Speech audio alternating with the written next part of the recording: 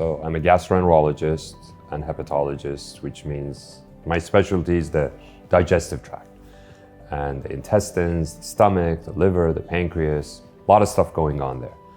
When I was in medical school, I enjoyed the physiology of the digestive tract.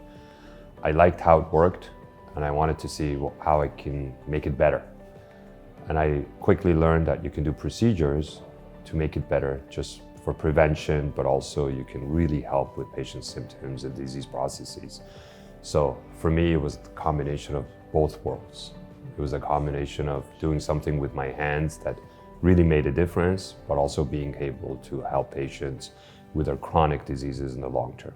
So the marriage of both of those, to me, was a perfect specialty of what we now call GI. So I finished my residency and fellowship here in Los Angeles. And after that, knew some physicians who were already in practice, started sharing space with them.